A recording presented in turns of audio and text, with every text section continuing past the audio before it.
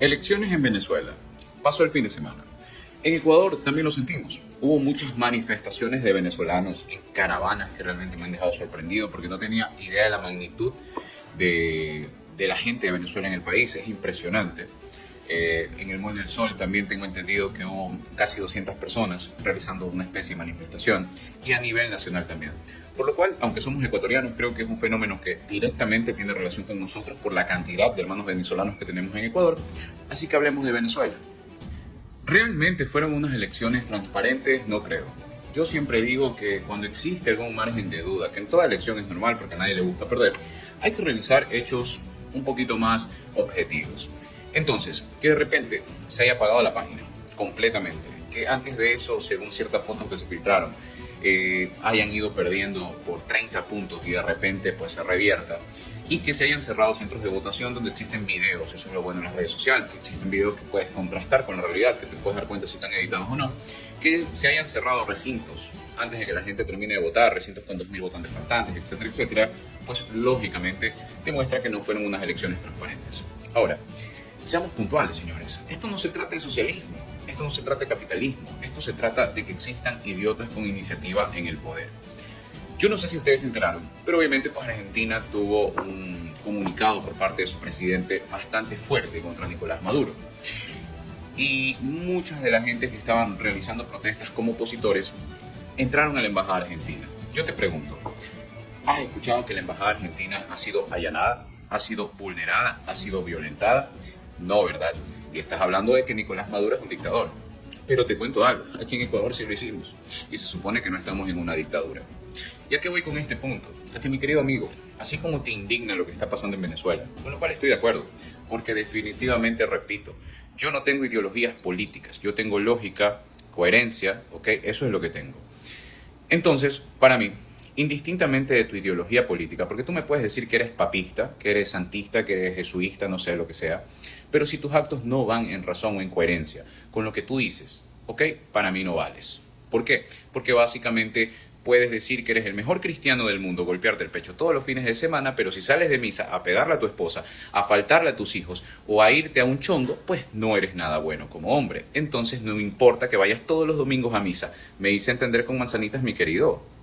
Y por eso siempre diré, no importa la ideología política. La ideología política no es más que un discurso dogmático para que un tontito con iniciativa que esté en su casa jugando PlayStation o que se siente rechazado por sus padres o que simplemente en este caso la novia no le para bola y le pusieron los cachos, busque un grupo donde hacer relajo. Para eso sirven las doctrinas. Por eso cuando escucho, yo soy liberal, yo soy capitalista, yo soy comunista, yo me mato de risa. Porque digo, ¿qué tan inteligente tienes que ser para limitarte dentro de un concepto? ¿Por qué no puedes ser una persona con criterio amplio y simplemente, pues, en base a razón, tomar una postura en cada acto?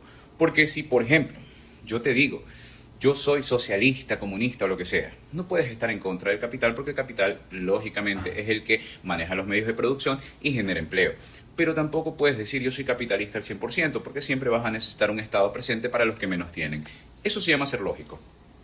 Entonces, mis queridos amigos, lo que pasa en Venezuela no es culpa del socialismo, no es culpa del capitalismo, no es culpa de Estados Unidos por los bloqueos, porque los bloqueos se generaron porque Chavecito y Madurito se pusieron a pelear con todo el mundo. Se parecen a Novita, ¿verdad? Porque tú crees que no va a pasar nada con lo que hizo Novita. Todavía ni empezamos el juicio, te quiero decir. De aquí a unos 2 años veremos las consecuencias. Pero sí, eso pasa cuando te peleas en una comunidad internacional o cuando, por ejemplo, invades una embajada. Te repito, ¿has escuchado que Maduro ha invadido la embajada argentina a pesar de que en este momento ahí se están refugiando personas opositoras a su gobierno? No lo ha hecho, ¿verdad? Sin embargo, Noboa lo hizo. Y tú me dirás, no es lo mismo, porque acá era un delincuente. Señores, para el gobierno de Maduro, esta gente es terrorista. Lo han dicho, que sí, que son actos de desestabilización, que es un golpe de Estado, etcétera, etcétera. Entonces, para ellos también lo son. Por lo cual, si invadieran la embajada, estarían haciendo lo mismo que hizo Novita. Y tú deberías estar aplaudiendo. Pero en cambio te estás quejando. Si ves la doble moral, a eso voy. Y por eso estamos jodidos. Porque cuando te conviene, celebras. Pero cuando no te conviene, ahí sí te quejas. Doble moral. Tengamos un solo discurso, ¿ok? Lo que está mal se critica, lo que está bien se aplaude.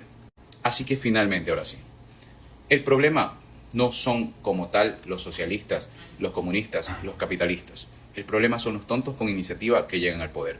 Puedes tener un capitalista crack, como puedes tener un socialista crack que saque al país adelante. es la persona la que define los actos y su capacidad lo que vaya a pasar con un país, no los dogmas políticos. Eso solo sirve para los niñitos que andan buscando atención. Soy Sergio. Muchas gracias, amiga. Hacemos lo que podemos en el tiempo que tenemos. A ver, sencillo. Esto fue darse un tiro al pie, ¿ok? ¿Por qué? Porque le diste argumentos a la derecha de seguir vendiendo el cuento que han seguido vendiendo siempre. ¿Cuál es el cuento que ellos te decían y te posicionaban? Que si se votaba por esta corriente política, te volverías en Cuba y en Venezuela, ¿ok? Actualmente se votó por la derecha y resulta que somos un país, estadísticamente hablando, más inseguro que Venezuela.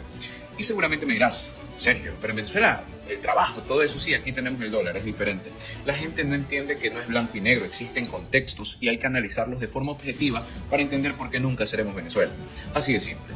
Y Cuba. Pero en todo caso, actualmente digo, gobierna la derecha y estadísticamente, según las cifras de delincuencia, nosotros somos un país más inseguro que Venezuela. Eso te debería decir algo. Pero lo que te vendieron, repito, fue que si votabas por esta corriente política te convertirías en Venezuela y en Cuba, cosas que no se quiere ser. Entonces, lógicamente, estas leyendas urbanas hicieron que mucha gente diga, no, el socialismo está mal, yo no quiero eso. Y en este momento, en donde ya la gente está saliendo de los temas ideológicos, coger y ponerte a apoyar o a gritar que sí, que Maduro, que por aquí, que más allá, es darse un tiro al pie. Pero tiene sentido en lo siguiente. Tiene sentido desde el punto de vista visceral. Es decir, te explico, la política se maneja y se ha manejado toda la vida como un Barcelona-Emelec, como un partido de fútbol, es decir, 100% pasión. Por eso la gente se pelea por políticos que no conoce. Yo estoy seguro que si tú le preguntas a un anticorreísta si conoce a Correa, te va a decir que no, y aún así lo odia. Y asimismo, el que te dice que apoya a Novita, si yo le pregunto, oye, ¿tú eres pana de Daniel Noboa? Te va a decir, no, nada, yo ni siquiera vivo cerca. Así de simple. Entonces, eso te demuestra que la gente se apasiona por política de una manera visceral. Entonces, si trasladamos esta analogía al fútbol, ¿has visto cuando un hermano le grita a su otro hermano del otro equipo en pleno partido, en un clásico astillero, ¡Gol, hijo de...! Y tú te pones a pensar, son de la misma madre, ¿por qué le dices hijo de tal? Pero la pasión los lleva a ese lado visceral y se olvidan de la lógica. Eso también pasa en política.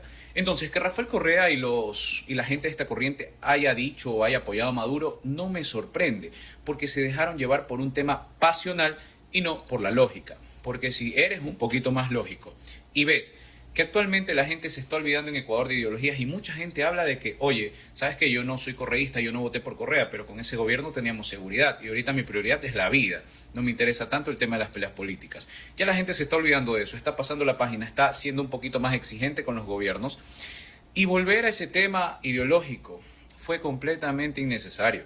A veces hay que pensar más en el objetivo general, a veces hay que pensar más en lo que piensa o lo que sirve para el resto que lo que uno quiere.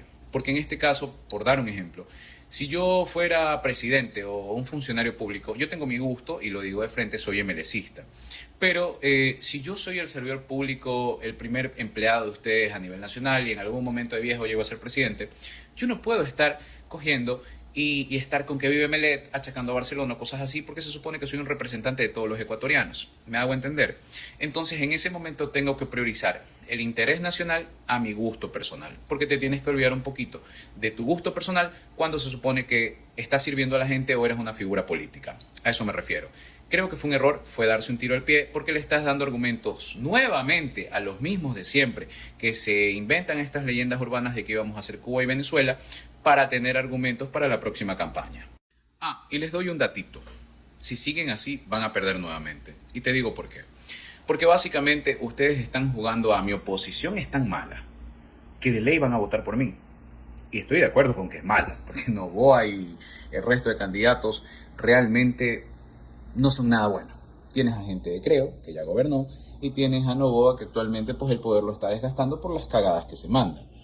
¿Qué son los que van a pelear, siendo realistas? No hablo del resto de candidatos por si acaso, hablo de los que van a pelear. Lógicamente, pues, ¿no? Por números, por aparataje gubernamental, cosas así. No lo tomen a mal el resto de candidatos, por favor. Mis respetos para todos. Entonces, como realmente estás jugando a eso, no te estás enfocando en lo que deberías hacer, que es ganar votos. ¿Por qué? Porque tienes un voto duro, pero con eso no te alcanza. Y para ganar votos distintos, que no tienen ideología, que no son revolucionarios, que son gente que la que le interesa para trabajar, tienes que olvidarte de este tipo de cosas. Tienes que entender que la política no es Barcelona-Emelec, que no importa si eres de derecha, izquierda, centro, ladito, tienes que servir a la gente y a la gente no le interesa si eres de derecha y de izquierda, sino las propuestas y demás cosas. Les doy un ejemplo de por qué veo que están haciendo las cosas mal. Porque inclusive estaban hablando de 4 candidatos. 4 candidatos entre la misma revolución. 4. Cuando tienes a una candidata que ya tiene un margen de votos, no solo el voto duro, sino algo más por lo que hizo en la campaña, y estás pensando en otros candidatos que van a empezar de cero. Eso me indica que no tienen ni idea de que la política evolucionó y están confiando en la suerte o el beneficio del pueblo ecuatoriano. Pero creo que se van a equivocar de nuevo si siguen pensando así. Así que finalmente, señores, este consejo se los doy porque nadie soporta realmente otro gobierno como el de Noboa. Otra vez, un gobierno colapsa. Necesitamos gente que indistintamente derecha, izquierda, centro y DIC venga a servir a la gente. Eso es lo que necesitamos todos los ecuatorianos para salir adelante. Entonces, entender que la derecha se une y hace estrategias para ganar. Porque si se dan cuenta, la gente votó por Lazo no porque fuera Lazo, sino porque era la opción contra el equilibrio.